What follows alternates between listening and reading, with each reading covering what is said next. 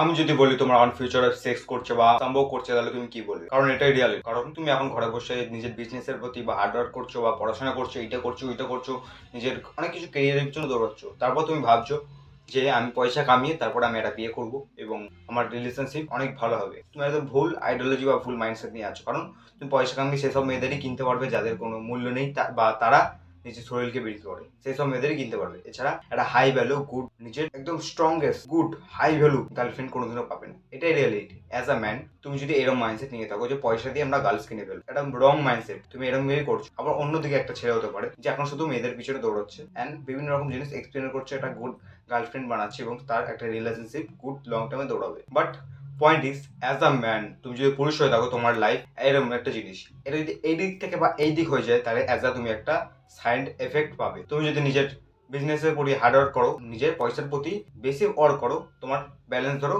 বিগড়ে গেল। কারণ তুমি নিজের সোশ্যাল স্কিল, লুকস এবং ফিজিক্যাল হেলথ বা মেন্টাল হেলথকে ওয়ার্ক করছো না। এর তোমার একটা বড় সাইন্টিফিক আসবে। বাট তুমি যদি সেগুলোকে ওয়ার্ক করো বা তোমার সাকসেসের দিকে ওয়ার্ক না করো, তোমার সেই দিকে একটা সাইন্টিফিক আসবে। তুমি যদি শুধু হেলথের দিকে ফোকাস করো, নিজের বিজনেসের দিকে ফোকাস না করো বা জবের দিকে ফোকাস না করো। অ্যাজ এ ম্যান তোমাকে ব্যালেন্স থাকতে হবে। পর্যন্ত ভিডিওটা ভালো লাগে, ভিডিওকে লাইক করো, চ্যানেলকে সাবস্ক্রাইব করে দাও। আর ভিডিওর জন্য আর একটাই কথা, বিকাম স্ট্রঙ্গার।